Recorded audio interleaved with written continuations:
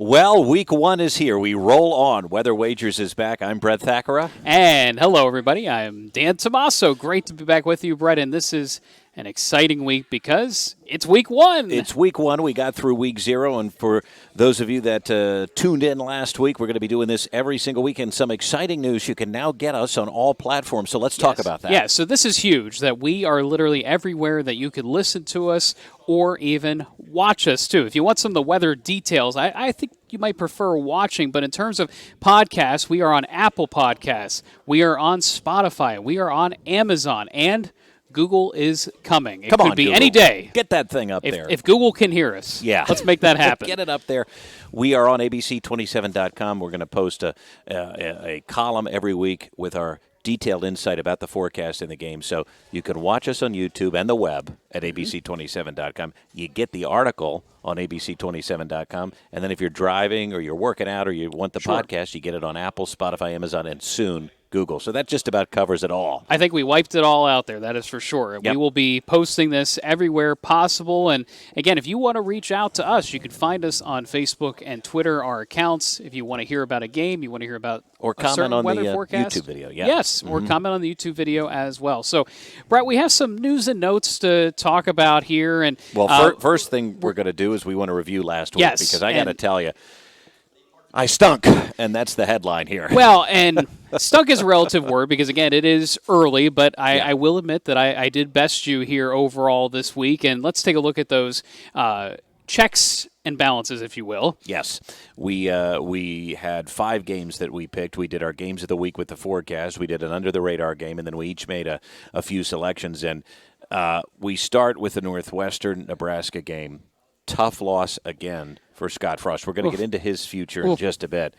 You picked Northwestern on that money line, and you got it. I believe in Pat Fitzgerald, and even though it didn't look great, it happened. They won. They beat Nebraska. Nebraska had a very long plane ride back from Dublin, Ireland. Nebraska was a 12.5-point favorite, by the way, and so that was a great call on your part. I went the under. It didn't go that way. They had a really, really, really for the Big Ten high-scoring game. And, it did come together. We both got the Illinois game right. Brett Bielema coming through for us. They look good. And I'm going to ride him again this week. We're going to talk more about his game coming up, but they were able to cover that 10. Now, this was a game, too. I'm kind of ashamed to admit. I really did. I like Will Healy. I like the Charlotte 49ers, but I'll tell you, Willie Taggart proved me wrong, and you called it. He's got some horses down there. Well, and I will say, FAU was taking a step forward before Willie Taggart, so perhaps he inherited a little bit of talent there. But in addition to that, the man seems to be able to recruit. It's the on-the-field stuff that seems to fall apart. Well, not this past week. Not this past week. So, good call for you. We both got the UTEP North Texas game wrong. North Texas coming out looking like the mean green fighting machine that they are, and I was disappointed UTEP was at home, but they couldn't get the job done. Yeah, they didn't kind of score laid much. an egg. Yes. They laid an egg. There was some lightning in that game. And Delays. so the monsoonal rain was a little bit closer, but it never rained in El Paso. No, and there was just lightning in the distance, and this is what drives me nuts this time of year, these early season games. They don't need lightning or a storm in the actual game venue, but if they see it in the distance, they're going to call it, and you have to wait at least 30 minutes. Yeah, so if you're not aware, these stadiums have lightning detectors, and if it's even 20, 30 miles away, they're going to clear the stadium just to be sure, and even if you never get a raindrop, you could be in a weather delay. But there was certainly some active weather in Florida, parts of Indeed. The South last week that, this Delay is part of in the reason Tallahassee, why we correct? started this podcast. Yep. Weather has an effect. And, and again, it's going to. Even if you're not prepared for it and you have a delay, you could still win a ball game. Yes. But some of these coaches, adaptation is key, and some are better at it than others. They are. Another team that let me down, Utah State last week. They hardly showed up at all. Jim Moore's UConn Huskies now. How about them? Yeah, they looked good. Now they lost. And they have an old friend too, Taquan Robeson, who got hurt. Who was Penn State's backup last year. The Huskies lost. Utah State did not cover, though. And now Utah State has to go and take on Nick Saban in Tuscaloosa this week. Tough task. I think Saban wants to just avenge last year's championship loss, so that's like a lamb to the slaughter. And I have to give you some credit, too. Vandy went out to Hawaii, took on the Rainbows, and they looked solid. I know it's just Hawaii. Well, and they've had some issues. Right. From the outside, you think that Vanderbilt, they're kind of the laughingstock of the SEC. they could go over and lose to Hawaii, but they showed up and put up a ton of points. And I think Clark Lee is going to change the culture. Now, they're never going to be an undefeated team in the SEC, but they may give some teams some issues. James Franklin changed the culture there. Did. Why can't somebody else? Right. It's going to take a while, but they can do it. So that's the wrap of last week. So let's show you the total record. By the way, we tried to use the weather as an edge. I didn't. 1-4. Well, so our friendly competition here is not off to a great start, but we may make it unfriendly by the end of this podcast. We'll that see. may be true, and I will say it's early, and I truly think this week is more difficult. Yeah. I think I have less confidence going into this week than I did last week, so you may be able to make up some ground, my friend. Well, we're going to try, all in good fun, but 4-1 is nothing to sneeze at. Congrats! No, you have to be. Thank you. You're I appreciate sitting proud that. as a peacock over there, and you should be. So we want to talk about before we get on to the games of the week. Let's talk about some news and notes here, and that would be Scott Frost, because one of the things that everybody had their eye on was, is this the year that he can change the narrative? 12.5-point favorite. You get started in Dublin. You go against a team that was 3-9 last year. New quarterback for him, too. And what's the definition of insanity? Doing it again. The same thing happens again and you expect a different result. Many bettors expected a different result. Sure. The odds makers did. Many commentators. Kirk Herbstreit picked Nebraska to win the Big Ten West. So maybe I shouldn't feel bad about going 1-4. Well, I do think a lot of people thought Nebraska had a chance to get right here, so to speak. But I think Ireland certainly going over there, even the playing field a little bit. Pat Fitzgerald, a very strong coach himself. Yeah. I think all of that plays a factor here, that it was a tough opponent for week one, out of the gate, across the pond. Mm-hmm. And let's just face it, he can't win close games. And he got in his own way again. The onside kick. Onside kick, which makes no logical football sense. Now, apparently it could be the kicker's fault, that apparently this play was installed and worked on during the week. Maybe, but I don't like blaming the kids. No, and if you see that it's not the right setup for it, talk to the kid. Say, not this time, or call timeout. Yeah, because again, maybe he did change, but listen, again, this is a pattern for Scott Frost. Yes. Surprised not a good pattern. Surprised they let him back on the airplane. They didn't pull a Lane Kiffin and leave him there at the tarmac. But I will say, I feel bad for Nebraska fans. Now, I do too. Is the story over for Scott Frost? Is this it? Is it a foregone conclusion? Well, I think there's a big matchup coming up against Oklahoma. Yeah, not 2 weeks away. 2 weeks away. 2 weeks away. That could say a lot. I mean, the tide could completely turn on the season. Now, if he can find a way to win that game, then I think the narrative has changed. Now but it buys him some more time. Correct. But if he loses there, I think it's over. And he gave up the play calling responsibilities. And Mark Whipple, I mean, they put up yards. Casey Thompson had a good game. They played well enough to win. It's just, but that's another reason why this goes back to Scott Frost. Adrian Martinez is gone. Mm-hmm. You've got a new OC. You've got the building blocks, and yet the same thing happens. Yeah, it's pretty inexcusable at this point. All right, let's talk about another coach, Jim Harbaugh, one of our favorites, or not so much. And he was on the hot seat last year, but really proved a lot of people wrong. He did. He turned things around, beating Ohio State, going to the playoff. Now, he made an announcement about his QBs this week. And it's been widely reported. He released the statement that he's playing McNamara. It's McNamara and McCarthy. Yeah. And two separate weeks. One is getting the start in week 1 against Colorado State. The other guy is getting the start against Hawaii. Now, I kind of like this. It's kind of like an NFL thing. I'm going to start one guy in this preseason. We know what Hawaii is. That's what it feels like preseason. They can handle Hawaii. Do you like this strategy? I don't. I think coming off such a strong season where he built momentum, this was a chance to come in clean up on 2 opponents, and quite frankly, it just kind of speaks to the strength of Michigan's schedule. Mm-hmm. I mean, Penn State starts on the road against a Big Ten opponent, whereas who's Michigan playing? Yeah. 2 weeks in a row, 2 cupcakes, and I know Penn State has a reputation for early season cupcakes. However, I still think this is pretty weak on his part, and after a whole offseason, you should be able to name a starter. McNamara won you the Big Ten last year, right? So, but some people feel McCarthy's better now. He's going to. I like it. I disagree because he's going to get to see them in a game. They're not trading series. They're going to actually get to test out. I think when you quote Solomon about football, you're in trouble already. Well, maybe, but I kind of like his quirkiness. He's an odd bird. I disagree. All right, now we'll get to the Penn State game in a minute, but let's just talk about them opening on a Thursday night. What do you think of the Thursday night kick? I do not like it. I'm putting it in my column this week. I think it's absurd. It's all meant for TV. Now, and I get you got to feed the masses. I get you got to put it out there. It's kind of a fun way from a TV side. But from a football standpoint, as you're trying to get these guys into a season's routine, I think this makes it hard. Now, automatically, I think going on the road against a Big Ten opponent is difficult. But then you add in the Thursday factor in the national TV. I still think they can hold it together, but this is going to be a test. It certainly will be. We're going to talk more about that coming up, but it certainly isn't routine. The good news is it's the first game of the season. Yes, and so you have all season to prepare, and they were doing, I don't know if you saw this, they were doing a scrimmage at night in Beaver Stadium to kind of simulate the environment. You'll never be able to fully simulate. It's like going into Kinnick. Yes. You can't because totally they're doing the whole blackout it. thing, and right. So they're going to be hyped up, Jeff Brom. But we'll get into that. Game day's going to the Horseshoe. You know my feelings on that. It looks like a penitentiary from the outside. It is the game of the week. How many times can game day possibly go there is my question. Well, listen, they're a good team.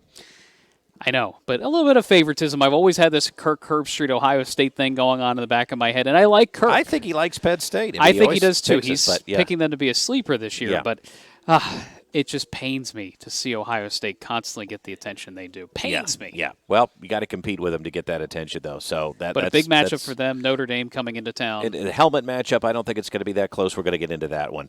All right, let's talk about our games of the week this week that we have about not only which matchups are interesting, but which ones we want to talk about the weather. And let's start with two games Thursday night, Pennsylvania games. A showcase. What are the odds of that happening? 7 o'clock, West Virginia, Pittsburgh. The backyard brawl returns after 11 years.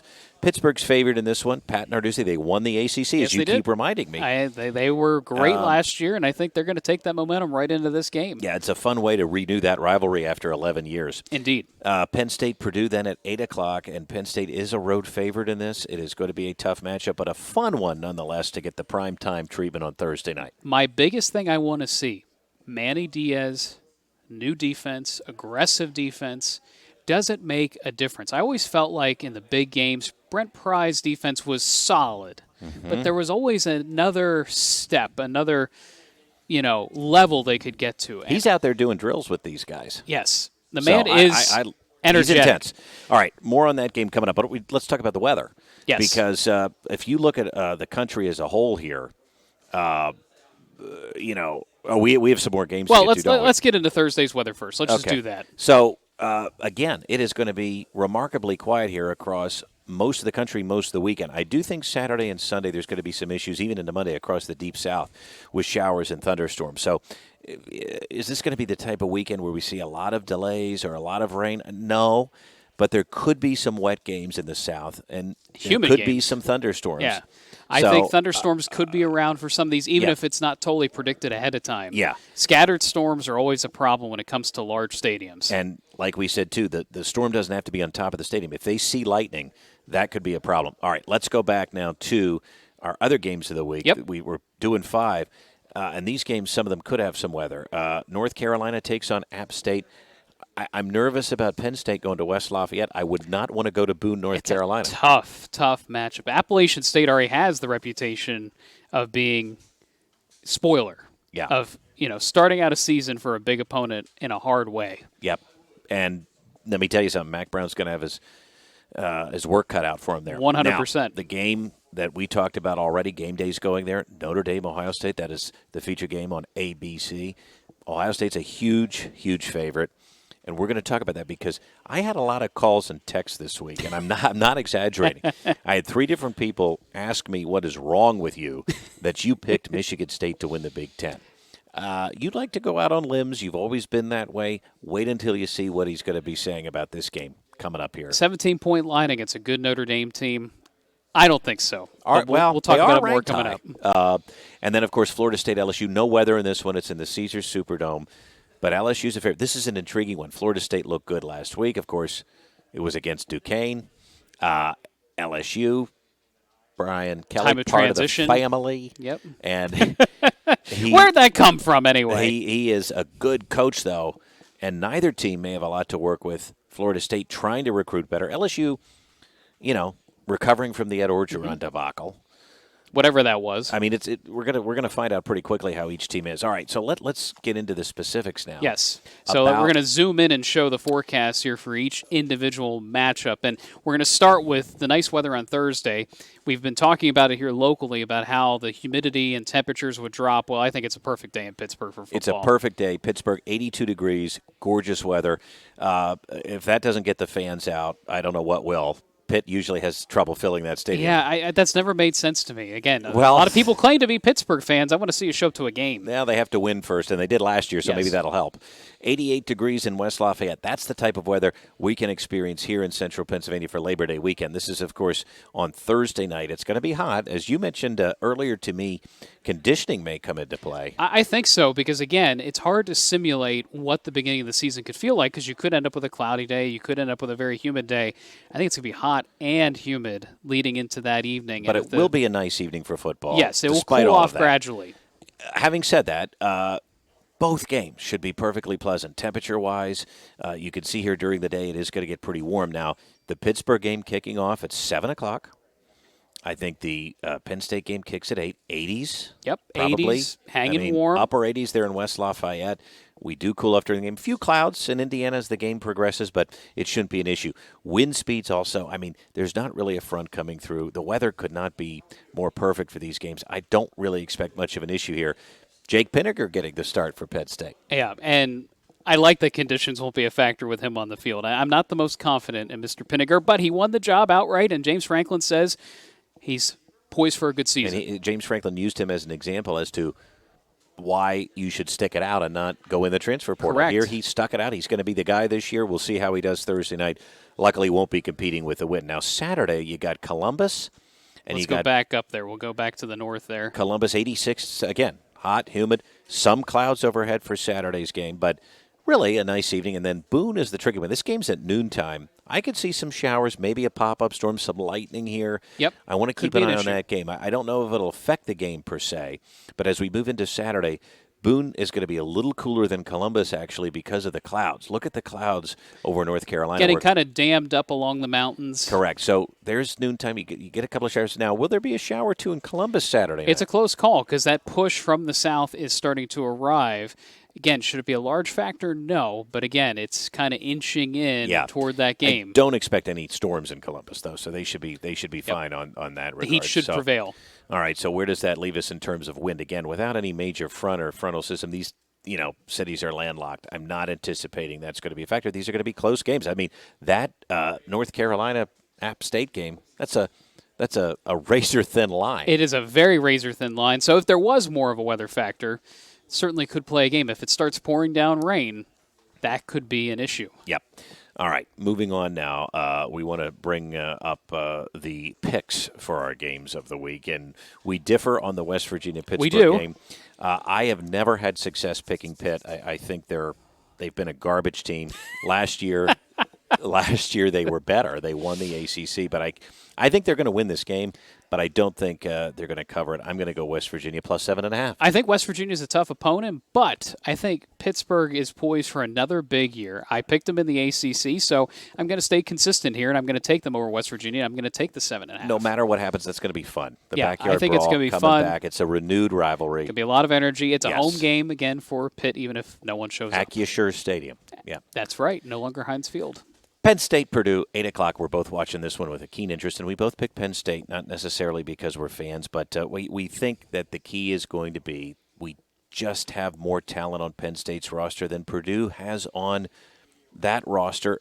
Not that they're not Aiden O'Connell, the quarterback, it's his birthday Thursday. Well, sorry, Aiden, it won't be your day. Let's hope not. We're both picking Penn State. And you know what I like about Penn State? Some of the senior leadership, again, in an era where kids transfer so much. Yeah. You got a guy like P.J. Mustipher coming out saying, we have some work to do. We have some unfinished business. I don't like the way we finished the last 2 years. I like that you mentioned him.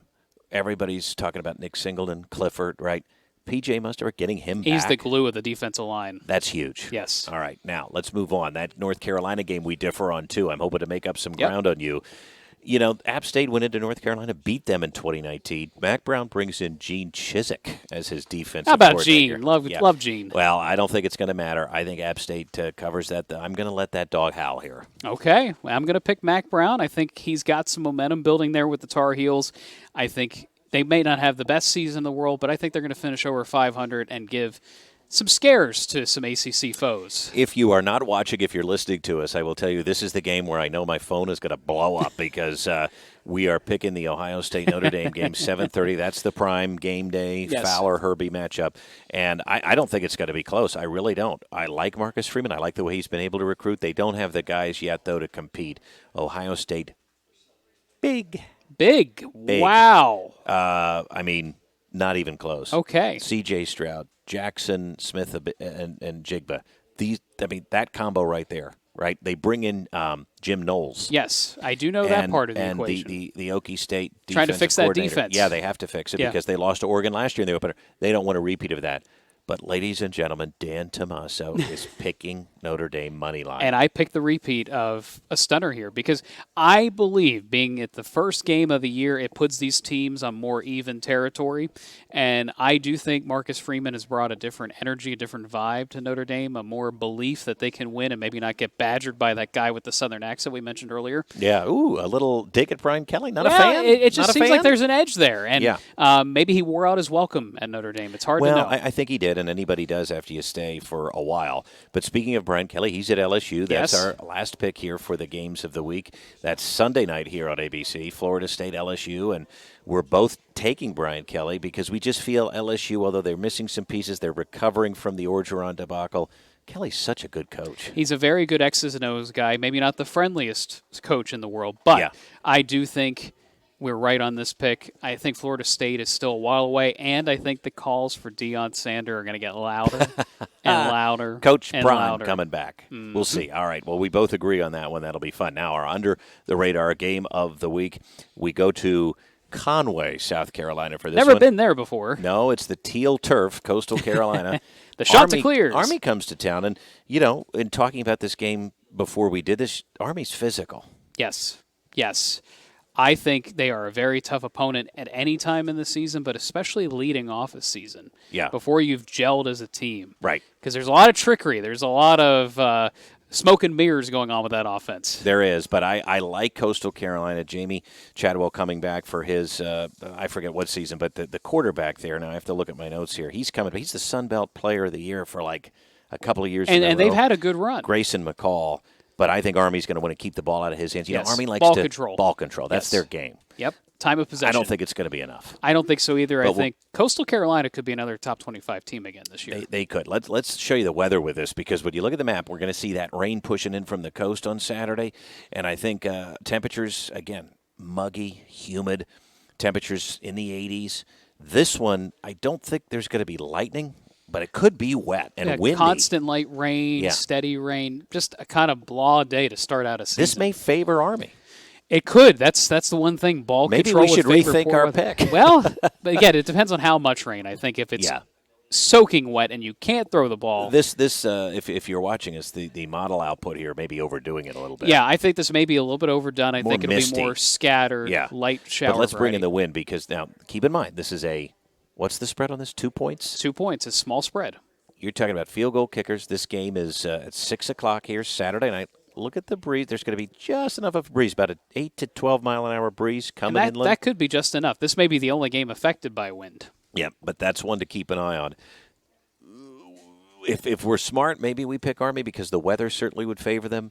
I just think the Teal Turf, Coastal Carolina at home is going to have more horses in the stable. I agree. I think there's more power there with the Coastal Carolina team. And again, Army gives a lot of teams a good game. Yes, they do. And but I think Coastal Carolina has enough talent. Game. Yeah, I think it's going to be a good game.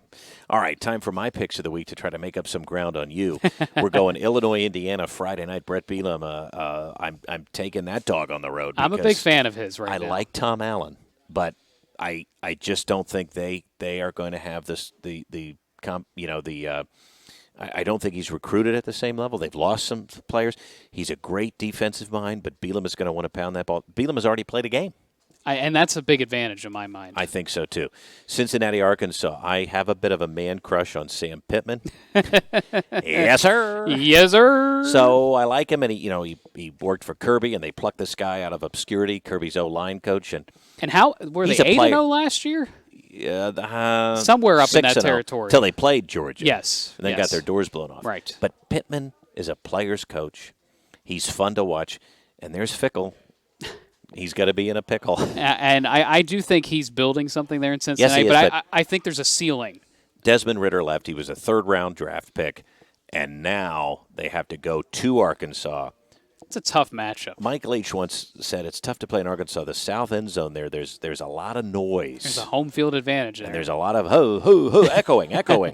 Mike Leach, I'll never forget that famous rant. And so he said it's tough to play. It's going to be tough for Cincinnati. Now, speaking of Mike Leach. Yes, this is another character. This is one of my favorites across the country. He is going to want to event. They lost to Memphis last year. This time Memphis goes to Stark Vegas. And I think Mississippi State, with Will Rogers coming back, Mike Leach is going to put it to them. That's my take on that game. So those are my picks. We'll do a roundup here in just a bit. Now, your games you're watching. Yeah, so I'm watching the Wolfpack going into East Carolina against the Pirates, and I will say that this line is a little too large for my liking. I think East Carolina is building. I think they have a chance to give NC State quite a game, but NC State is a quietly good team. Oh, they could your compete for the ACC. Yes. Tell you what, you're talking about Pitt. Watch out for Clemson, NC State. Now, I think they have to go to Clemson this year. But overall, on the whole, I'm telling you, I love the Wolfpack. And Mike Houston, who is at East Carolina, is from James Madison. So there's a James Madison connection here in these Doppler dandies. Now, okay, let's move on to the next matchup. Houston against UTSA again. A very strong team in Houston. Yes. Should cause a lot of problems for teams as they move into the Big 12. Dana Holgorsen. I love his style of play. He's wild. He's wild, and he recruits. Yep. And I think they win, but I think, talking about UTSA, it's a tough matchup. It is a tough matchup. It's going to be close, but I like Houston to maybe meet Cincinnati later, and both of those teams headed to the Big 12 eventually. So that'll be fun later in the season. And then you've got a connection to James Madison. Yes, so my wife's cousins, many of them have gone to JMU. They talk about how much fun and how great game days are. They're kind of reminds me of the Penn State vibe, but good on James Madison. They are getting into the FBS. They are moving into the Sun Belt this year. So this is a big opening game for them against the team that's kind of lost in its ways, so to speak, kind of getting lost in the conference shuffle that exists. We have Middle Tennessee, Conference USA opponent. Yeah, and they're, like you said, they're shuffling. Everybody's shuffling. They may get lost in the mix. So you're going to go JMU. Yes. I just think of Corso dressed up. I love that. On game day. So that's always fun. So where does that leave us? So here are the picks. This is our summary of the picks. We differ on the West Virginia-Pittsburgh game. You're going Pitt and Pat Narduzzi. I am. I like that. I'm going to take JT Daniels, West Virginia, to cover that 7.5. We both like Penn State. App State, I'm picking the dog. You're picking Mac Brown. I'm picking Mac Brown. I still think they won't have a huge season, but I like what he's doing down there, bringing North Carolina back to relevancy. And, again, there should be more talent on his side of the ball than, say, Appalachian State. And then you've got Notre Dame moneyline. That's the pick everybody's going to be talking about. Well, again, I still think being at week 1, if this was in the middle of the season, I would think differently about it. But before Ohio State gels, again, the offense is changing. They did lose Garrett Wilson. They did lose Chris Olave. That was a big part of their offense. They still have Trayvon Henderson, so he could be a large factor. But Notre Dame's defense is good. They are stout. It may give them some problems. I can't wait till we're back here next week and I tell you how wrong you are. LSU -3 for both of us. Coastal Carolina -2.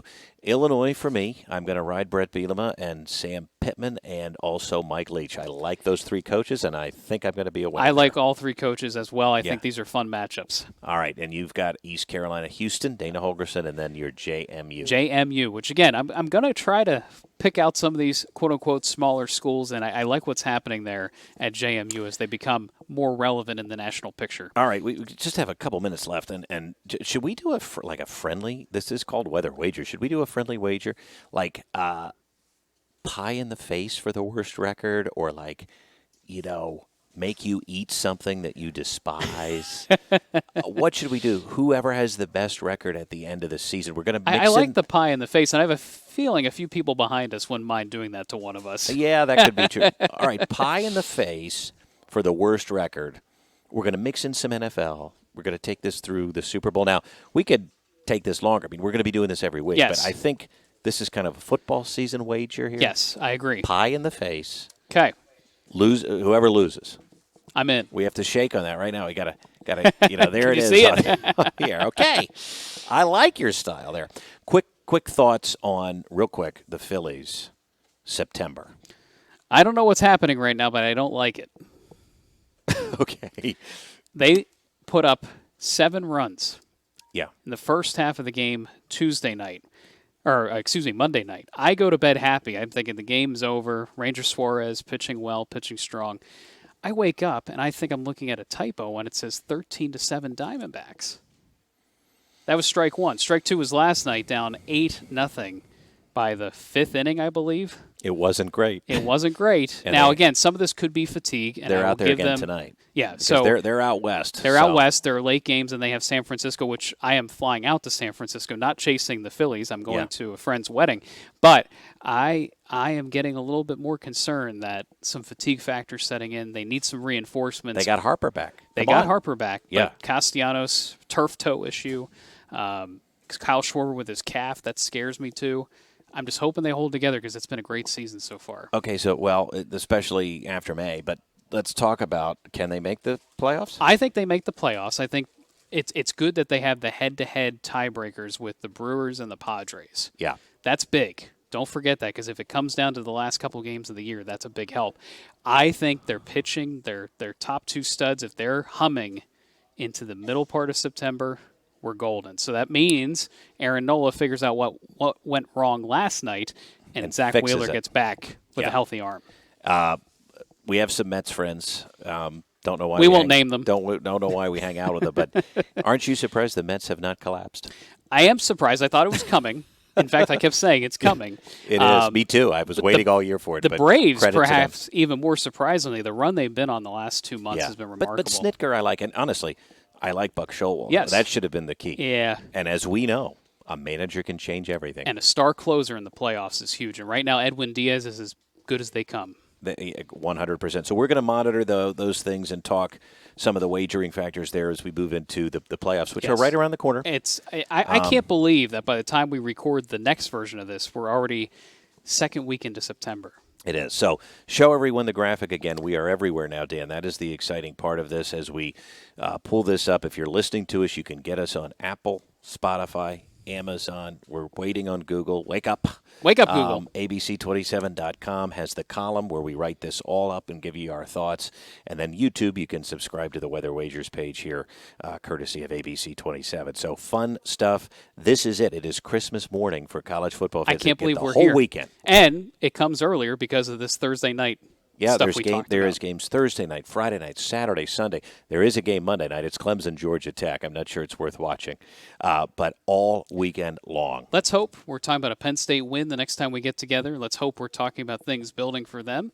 Let's see what happens with the Ohio State-Notre Dame game. I know you're going to be on my case about that through the weekend. I'm going to be texting you this weekend, and let's just see if I can try to catch this guy and flip the script from my poor performance in week 0. We've got a pie in the face now on the line. And I love it. Residing with James Madison, so hopefully they don't let me down. We will see. That is it for us here on Weather Wagers this week. Dan, thank you. Thank you, Brett. Enjoy your week 1 of college football.